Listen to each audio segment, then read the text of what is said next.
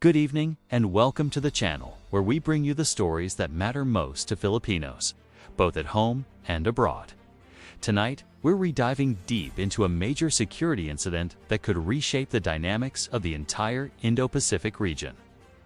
On October 22, 2025, tensions in the South China Sea soared to new heights. Reports confirmed that a Chinese J-16 fighter jet dangerously intercepted an Australian P-8 Poseidon surveillance aircraft.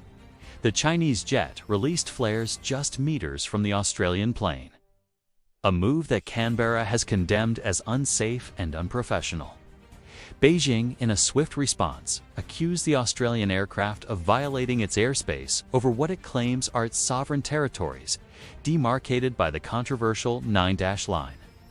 So, why does this clash, hundreds of kilometers away from our shores, matter so profoundly to every Filipino? It's because this incident isn't just about China and Australia. It's a direct challenge to the freedom of navigation in waters that are our nation's lifeblood. The South China Sea, or as we rightfully call it, the West Philippine Sea, is a critical artery for global trade. And more importantly, a vital source of livelihood and resources for our people. Let's look at the map. The incident occurred in international airspace, but well within the 9-dash line that Beijing unilaterally claims. This area overlaps with the Philippines' exclusive economic zone. Any escalation here directly threatens our maritime security, our fishermen, and our sovereign rights. Rights that were affirmed by the 2016 Arbitral Tribunal ruling. This aggressive maneuver by China puts the spotlight squarely on the defense partnerships in the region, particularly the long-standing alliance between the Philippines and the United States. How will this incident test the U.S. Philippine Mutual Defense Treaty? If a similar encounter happened with a Philippine vessel or aircraft, would our allies respond, and how? These are no longer hypothetical questions. They are urgent realities we must confront. Washington has already voiced its support for Australia, reaffirming the importance of international law and a free and open Indo-Pacific. This strengthens the case for enhanced interoperability between the U.S. and Philippine forces. We're talking about more joint patrols, more sophisticated intelligence sharing, and accelerated military exercises. These are not preparations for war, but essential measures to deter aggression and ensure that no single power can dictate the rules in our backyard. This flare-up also serves as a powerful catalyst for the modernization of the Philippine Navy and Air Force. For years, we've discussed the need for a credible defense posture. Incidents like this turn discussion into necessity. The acquisition of multi-role fighters, anti-ship missile systems, and advanced maritime patrol assets is no longer a matter of national pride. It's a matter of national survival. It ensures that when our sovereignty is challenged, we have the capability to stand our ground.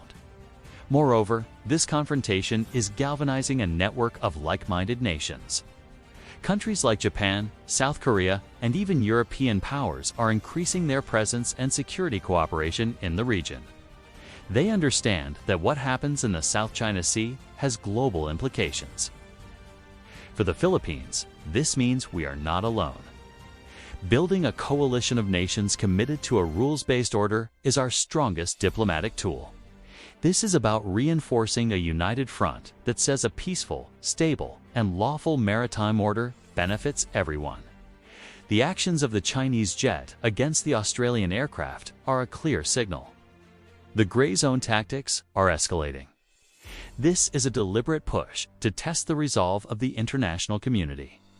For the Philippines, it's a stark reminder that vigilance is our greatest ally. Our government is strategy combining diplomatic protests with strengthening our defense capabilities and nurturing alliances, being put to the ultimate test. As a Filipino, you might be asking, what can I do? The answer is to stay informed. Understand the issues at stake. Support the brave men and women of our armed forces who stand guard over our waters every single day. A knowledgeable and engaged citizenry is the foundation of a strong and resilient nation. Our collective voice, demanding respect for our sovereign rights, is a powerful force that cannot be ignored on the world stage. This is not about choosing sides in a superpower rivalry. This is about defending what is rightfully ours under international law. It's about securing a future where our fishermen can cast their nets without fear, where our natural resources benefit our own people, and where our nation's destiny is decided by Filipinos for Filipinos. The path forward requires courage, unity, and an unwavering commitment to our national interest. Thank you for joining us for this crucial analysis. The situation in the West Philippine Sea is constantly evolving, and we will continue to bring you the in-depth coverage you need to understand what is at stake for our country. If you found this report informative, please like, share, and subscribe to our channel. Hit the notification bell so you won't miss our future updates.